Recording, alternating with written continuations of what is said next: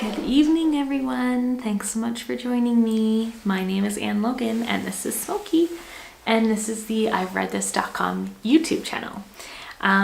Today I'm going to be reviewing a very different book than I typically do, and that is because today I'm reviewing a classic.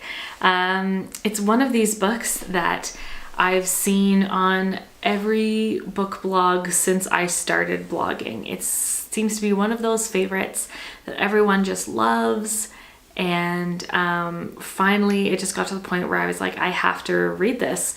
And the last time I reviewed a classic book was, I think, 2 years ago when I read Agatha Christie's The Murder on the Orient Express, and I only read that book because I was about to go see the movie and I hadn't read it before, and I wanted to be prepared. But yeah, it's not that I don't like classics or that I don't think they're worthwhile, because I definitely do think they're worthwhile. I just never get around to reading them because I'm always busy reading the books the publishers send me. I always kind of feeling like I need to race and,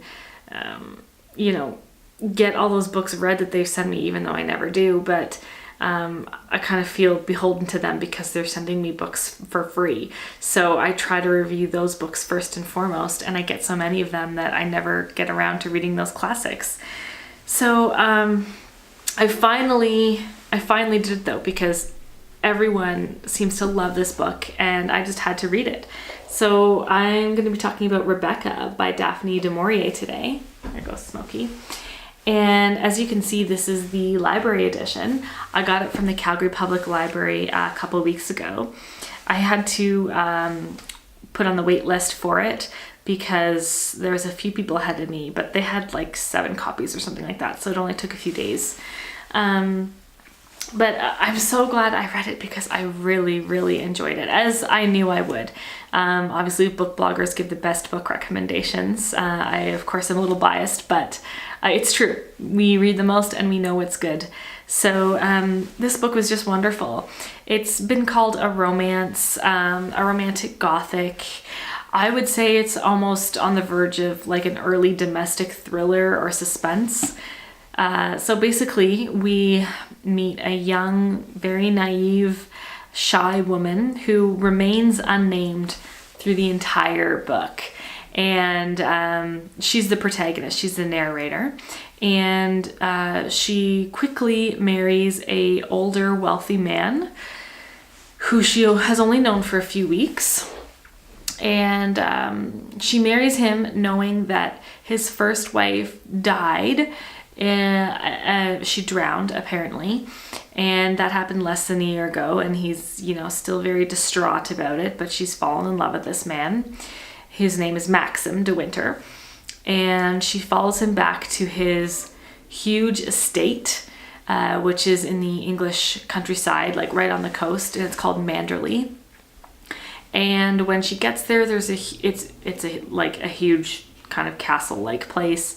There is an extensive staff, and little strange things are happening. It's not like a ghost story, but the memory of Rebecca is everywhere. So the staff still does everything the way that Rebecca used to do it. Everyone talks about how wonderful Rebecca was, how beautiful she was. So this new wife constantly feels like she's living in the shadow of Rebecca. And there's one character in particular, Mrs. Danvers, I think her name is, who's extra creepy. She's described as this very tall woman who has a skull-like face. She's very foreboding. She kind of just floats around. She was especially fond of Rebecca, and you can tell she resents the intrusion of this new wife. So it's obvious that everyone kind of has these secrets, and this new woman is very uncomfortable with the new role that she's placed in as the new Mrs. De Winter, which is what she's, the only way she's really referred to as. And she meets all these people who talk about how wonderful Rebecca was, and she just feels like she's constantly living in the shadow of this Rebecca. There's other things that du Maurier uses. I know Smokey's crying. I don't know if you can hear. She wants me to let her out of the room. There's other things that du Maurier uses to kind of ratchet up the suspense. So the weather in particular, there's kind of like always thunder rumbling, and it hasn't rained yet, and everyone's waiting for this rain, and it's like, you know, the dead of summer, and it's extremely hot. You know, the birds and the animals around Manderley, the sea, and the waves, like everything is just kind of coming together to create this really suspenseful gothic atmosphere.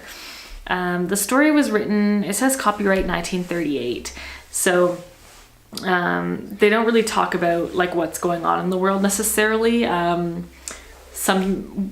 can't remember what, someone blamed like the communists for something, so like that kind of gives you a sense of what was going on in the world, but generally they're quite isolated in this estate, and that's what makes everything seem all the more creepy. So there's a big twist in the middle, and things start to really speed up after that, and it's a very abrupt ending, but very well done. It was just, there's so much to pick apart in this book. It's one of these novels that I wish I read when I was in school, because I feel like I could have written a really good essay about it. There's a great afterword in the book that really picks apart some of the symbols and what it meant at the time. You know, some of the beliefs around du Maurier's intentions.